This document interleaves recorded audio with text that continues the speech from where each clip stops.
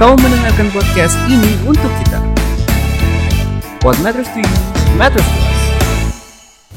Assalamualaikum warahmatullahi wabarakatuh. Apa kabar rekan-rekan pemirsa channel DJPPR? Semoga semua dalam keadaan sehat dan bahagia selalu ya. Penting banget nih sehat dan bahagia. Kita berjumpa lagi di segmen podcast DJPPR. Perkenalkan, nama saya Galuh Gayatri dan ini kali pertama nih saya nge-host di channelnya DJPPR. Semoga kita bisa sharing-sharing ilmu yang bermanfaat ya di acara ini dan nanti kedepannya bisa ada topik-topik yang lebih menarik nih ya. Nah, jadi pada kesempatan kali ini podcast DJPPR mau membahas tentang topik yang belum lama ini diumumkan oleh pemerintah. Jadi pada tanggal 4 November, pemerintah sudah mengumumkan melalui press release bahwa ada pembatalan penerbitan lelang SBN atau surat berharga negara di pasar domestik, di pasar perdana domestik. Nah, yang dibatalkan itu tanggal-tanggalnya adalah, coba saya lihat dulu ya. Lelang SUN pada tanggal 9 November, 23 November, dan 7 Desember 2021. Dan juga lelang SBSN pada tanggal 16 November, 30 November, dan 14 Desember 2021. Jadi di 6 tanggal tersebut jadwal penerbitan lelang itu ditiadakan. Nah, pastinya rekan-rekan dan juga para pelaku pasar, rekan-rekan investor pasti penasaran dong ya tentang topik ini. Kira-kira kenapa nih penerbitan lelangnya ini di akhir tahun ini dibatalin? Nah, untuk membahas topik tersebut, saya udah mengundang narasumber yang pakarnya banget nih di bidang ini, yaitu Bapak Denny Ridwan selaku Direktur Surat Utang Negara DJPPR. Terima kasih Bapak sudah datang di kesempatan kali ini. Terima kasih. Assalamualaikum warahmatullahi wabarakatuh. Salam sehat semuanya. Terima kasih sudah diundang di acara podcast yang keren ini. Ya Pak, apa kabar Pak? Sehat-sehat Pak? Alhamdulillah, baik, sehat secara fisik maupun secara finansial. Oh ya, amin. Alhamdulillah, semoga kita semua kayak gitu ya. Betul-betul. Terima kasih Pak sudah meluangkan waktu nih di acara podcast singkat ini. Moga-moga ilmu yang bisa Bapak berikan, bisa Bapak sharing itu bakal bermanfaat banget buat rekan-rekan pemirsa podcast DJPPR ini Pak. Ya. Oke, kita langsung aja ya masuk ke pertanyaan podcastnya. Oh ya, by the way saya punya pantun sebenarnya. Oke. Naik ke puncak gunung. Cakep. Jangan lupa mampir di Gua Batu. Cakep. Daripada bingung-bingung, mendingan kita berbagi ilmu. Cakep. Okay. boleh. Iya nih Pak, kita langsung aja nih ya Pak ke pertanyaan pertama. Jadi seperti yang tadi sudah saya sebutkan, ada pembatalan nih lelang penerbitan SBN di pasar perdana domestik di 6 tanggal tersebut tadi ya Pak. Nah, kira-kira mungkin bisa di-sharing ke rekan-rekan DJPPR dan rekan-rekan pelaku investor nih di pasar keuangan yang penasaran banget kenapa kira-kira alasannya pembatalan ini diberlakukan Pak. Baik, terima kasih pertanyaannya Mbak Galuh. Jadi lelang di bulan November, Desember kita batalkan karena saya mau cuti. Oh bukan. Oke. Udah tutup warung nih ceritanya kayak mau holiday season mungkin. Enggak. Oke, Pak. Jadi gini mungkin ya, kalau kita cerita ke belakang nih, jadi bisa gini. Ketika DPR menetapkan APBN, itu kan ada penerimaan, kemudian ada belanja, dan ada defisit. Itu berapa yang kita perlukan untuk menutup selisih antara belanja dengan penerimaan kita. Nah ini untuk yang tahun 2021 ini dengan kita memiliki defisit sekitar 5,7%, maka kebutuhan pembiayaan sekitar 1.006 triliun. Nah ini kita bagi-bagi nih, kita cari gimana cara mencari 1.006 triliun ini. Ada yang dari loan, pinjaman, itu baik kepada lembaga multinasional ataupun kepada partner bilateral kita gitu ya. Ada juga yang kita melalui penerbitan SBN baik di pasar global maupun di pasar domestik. Nah, memang sebagian besar kita penuhi melalui penerbitan SBN di pasar domestik. Nah, ini bisa kita atur juga nih strateginya nih. Biasanya di awal tahun di triwulan 1, triwulan 2, triwulan 3, triwulan 4 kita bagi-bagi nih. Berapa kira-kira target penerbitan yang kita alokasikan di tiap triwulan itu. Dan biasanya di triwulan awal, triwulan 1, triwulan 2, atau semester 1 lah gampangnya. Semester 1 itu lebih besar dibandingkan dengan di semester 2 atau triwulan 3, triwulan 4. Nah jadi setelah kita berjalan nih triwulan 1, triwulan 2, triwulan 3. Nah kita lihat kemarin ternyata di triwulan 3 dengan realisasi sekitar 72% nih penerbitan itu diperkirakan sudah bisa memenuhi kebutuhan pembiayaan kita. Karena outlook outlook dari sisi penerimaan maupun dari sisi belanja kira-kira sudah memenuhi. Jadi ini kenapa kita kemudian memutuskan tidak lagi melakukan lelang SBN 6 kali tadi itu ya, 3 kali sun yang konvensional dan 3 kali yang syariah. Demikian Mbak Galuh. Wah, terima kasih, ini informasinya berguna banget nih ya buat kita. Jadi outlook penerimaan dan belanjanya udah optimal, dan juga jadinya pembiayaan dari SBN-nya itu ternyata sudah terpenuhi gitu. Berarti bisa kita katakan bahwa perencanaan pembiayaan kita sudah aman nih Pak. Kalau bicara aman tidak aman, itu mungkin kita tanya ke petugas keamanan itu. Aman ya? Aman. Tapi yang jelas dari sisi manajemen strategi kita pembiayaan itu sudah lebih manageable lah. Karena tadi kan disampaikan bahwa dengan kita berhasil atau melihat proyeksi penerimaan yang ternyata lebih besar dibandingkan dengan proyeksi awal, itu penerimaan pajak, penerimaan negara bukan pajak, penerimaan bukan juga ada.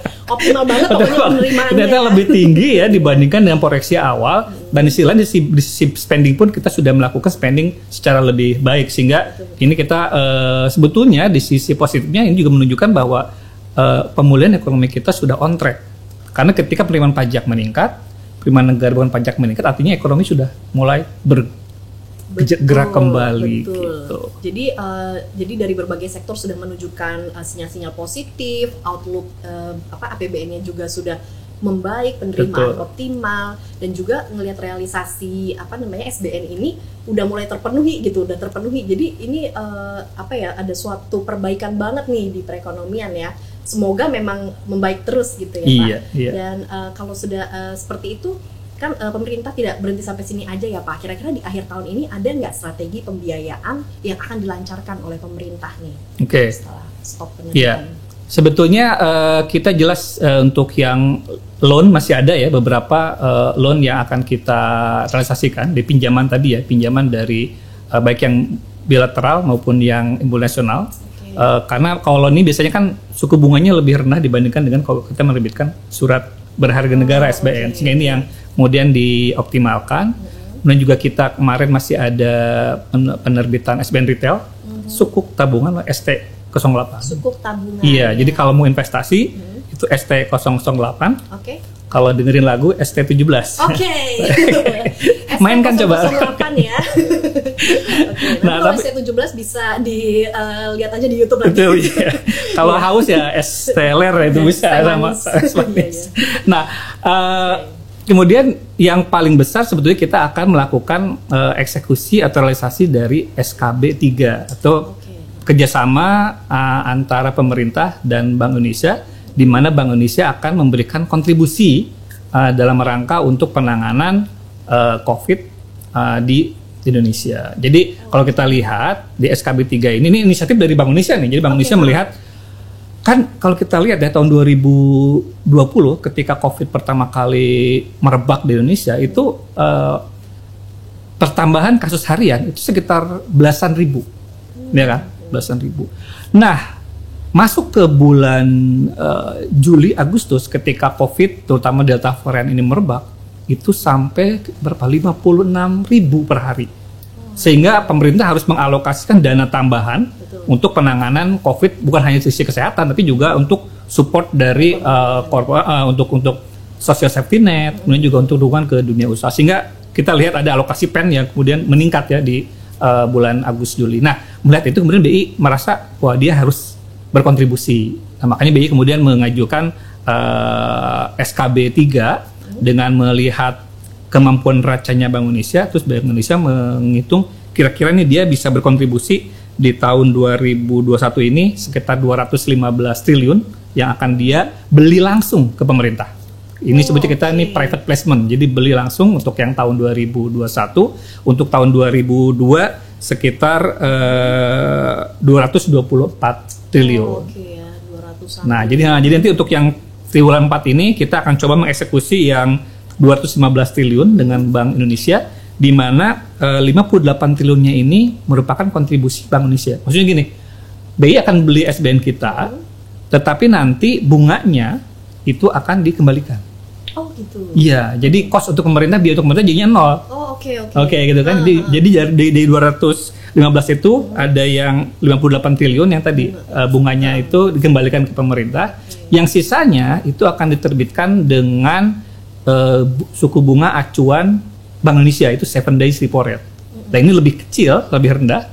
Misalnya sekarang kita sekitar 3%-an gitu ya, dibandingkan dengan kalau kita harus menerbitkan SBN. Jadi ini juga salah satu upaya kita untuk membuat fiskal kita lebih sustainable, biaya bunga kita menjadi lebih rendah. Inilah bentuk sinergi antara Bank Indonesia selaku otoritas moneter dengan pemerintah atau Menteri Keuangan selaku otoritas fiskal.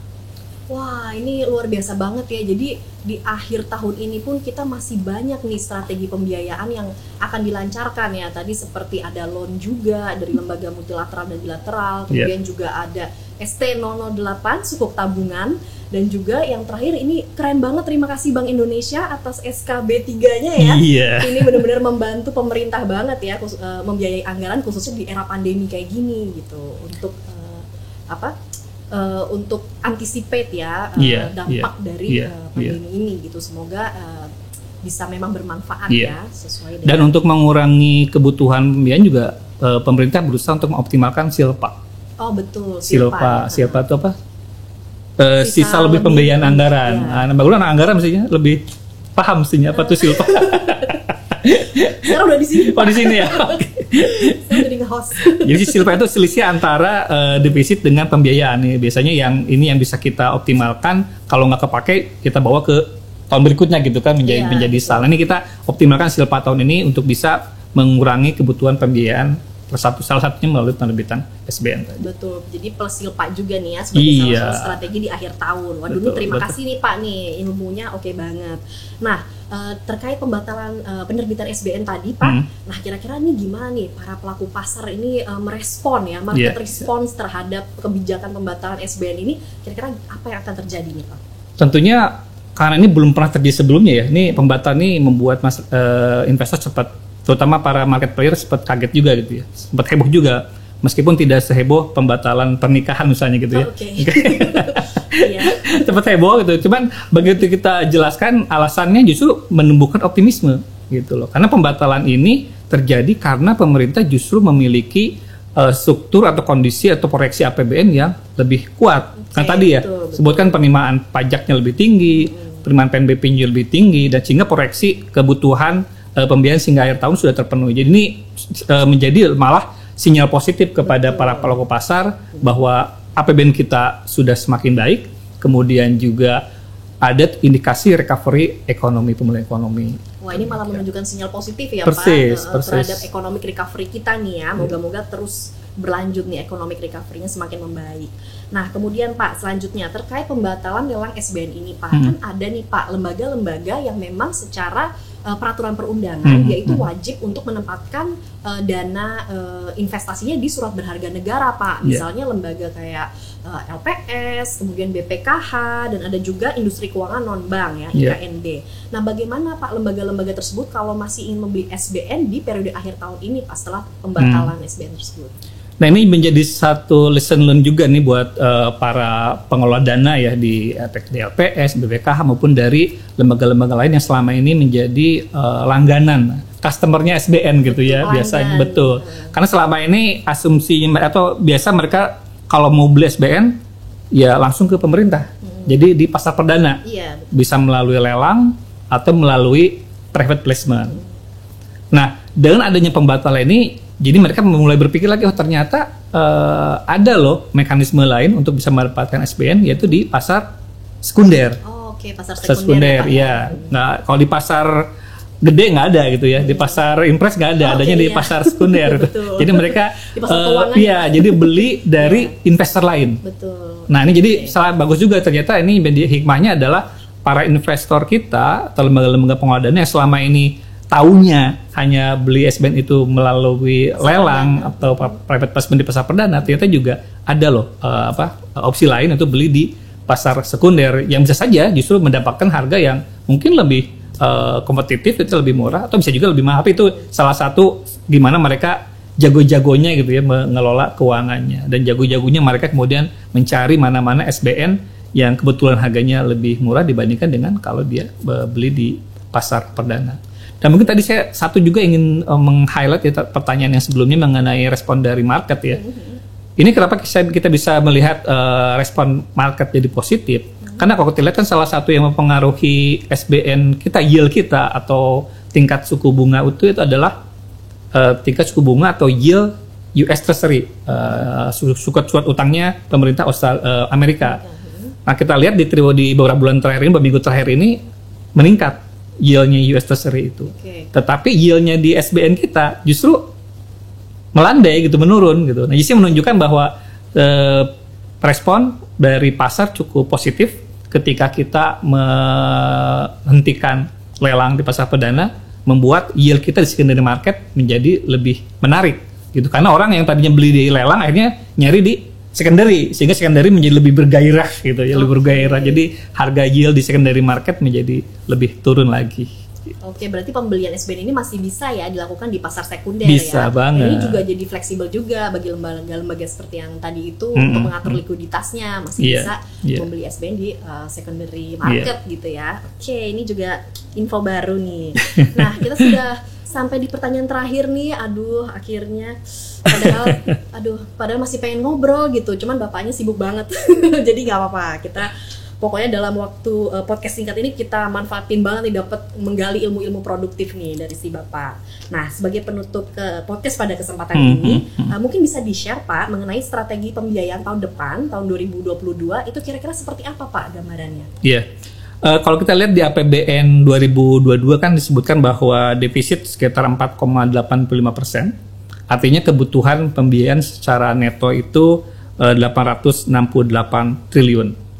Nah, ini hampir sama sebetulnya strateginya, kita mencoba menerapkan strategi pembiayaan secara fleksibel, terukur, dan accountable gitu kira-kira. Nah, paling sama sih biasanya kita mencoba sekitar 80-85% itu melalui penerbitan SBN di domestik ya.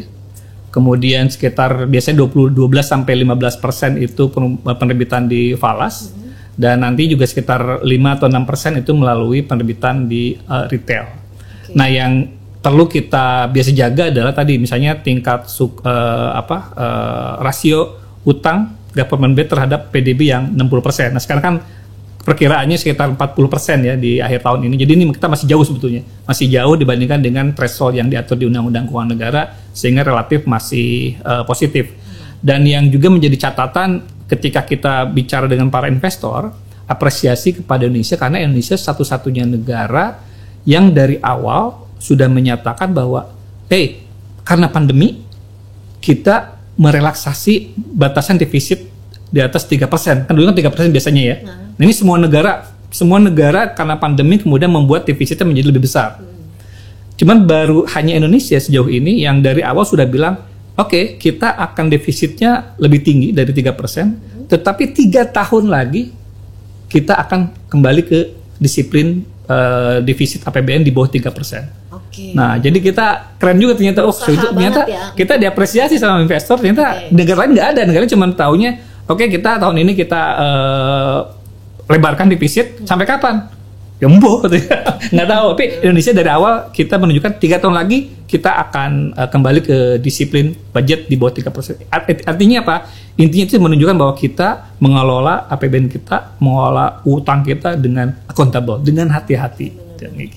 Iya, jadi strateginya menjaga, mengelola utang dengan hati-hati, prudent ya Pak ya. Betul. Dan juga untuk mewujudkan kemandirian pembiayaan tadi, kita mostly juga melakukan penerbitan SBN di domestik. Betul. Karena kita mengoptimalkan investor domestik baik yang institusional maupun yang individu ya, dalam rangka untuk kita semakin mandiri di dalam pembiayaan pembangunan.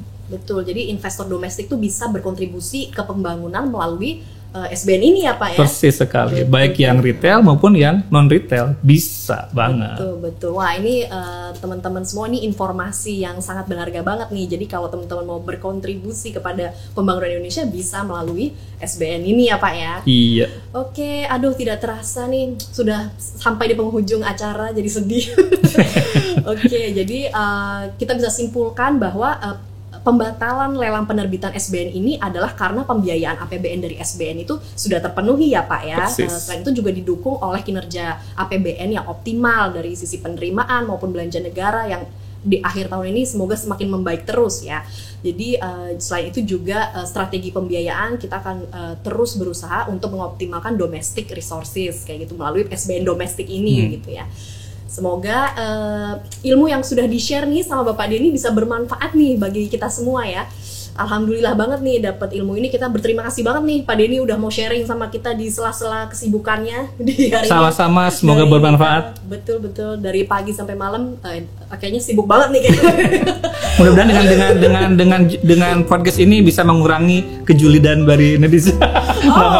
Maksudnya supaya masyarakat lebih teredukasi gitu dengan bagaimana kita mengelola APBN secara prudent, secara terukur, secara accountable. Enggak ugal-ugalan loh. Iya, benar. Kita ini semua pengelolaan debt manajemennya itu secara prudent insya Allah ya. Insya Allah. Terus juga di akhir ini mungkin ada sedikit pesan atau pesan hidup mungkin Pak kepada rekan-rekan.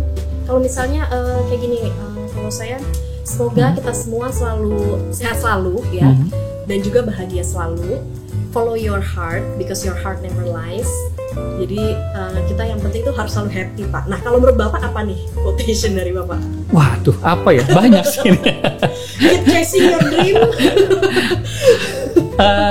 Apa ya, belum kepikiran kalau tembak ini, cuman ini ya, karena saya orang yang saat ini lebih sedang semangat untuk mencoba mengedukasi masyarakat terkait dengan financial planning gitu ya, perencanaan keuangan. Jadi kalau kita bicara vaksin COVID-19 vaksin itu kan membuat vaksin itu tidak akan 100% menjamin kita tidak tertular pandemi COVID ya kan. Tetapi dengan kita mendapatkan vaksin, maka resiko kita tertular menjadi lebih rendah, dan kalaupun kena, kita sembuhnya menjadi lebih cepat karena kita imun kita lebih tinggi. Nah ini sama dengan kalau kita melakukan perencanaan keuangan, financial planning. Financial planning ini tidak menjamin kita akan menjadi selamat dari suatu kondisi darurat gitu ya. Tetapi dengan adanya perencanaan keuangan yang baik, maka kita punya imunitas kesehatan yang lebih tinggi, sehingga kalau kita masuk ke kondisi darurat seperti sekarang tiba-tiba pandemi gitu ya, kita punya space untuk bisa tetap bertahan dan bisa kembali pulih. Dan salah satu instrumen kita dalam mengelola keuangan adalah SBN Retail. Nah, jadi kepada para netizen, salah satu kontribusi Anda kepada negara ini adalah dengan menginvestasikan uangnya di SBN Retail yang aman, nyaman, terjamin, dan pasti menguntungkan. Oke, ini cocok banget nih guys. Jadi ini sebenarnya bisa jadi topik podcast selanjutnya nih, financial planning, financial literacy ini kayaknya bisa nih ya. Bapak jangan bosan-bosan ya kalau kita undang lagi ke podcast. Terima kasih banyak atas kehadiran Bapak Denny Ridwan. Semoga Bapak sehat selalu, dan juga kepada rekan-rekan semua jangan lupa untuk selalu jaga protokol kesehatan, jaga kesehatan jasmani, rohani, biar kita selalu happy selalu ya Pak ya. Terima kasih semuanya sudah mengikuti acara kali ini. Semoga ilmu yang kita bahas pada hari ini bermanfaat bagi semuanya. Selamat siang. Assalamualaikum warahmatullahi wabarakatuh. Waalaikumsalam warahmatullahi wabarakatuh. Dan saya juga menutup dengan pantun juga boleh? Oh boleh Pak. Mbak Ayu muter-muter. Oke. See you later. Oh, cocok. Oke, makasih semuanya. Assalamualaikum warahmatullahi wabarakatuh.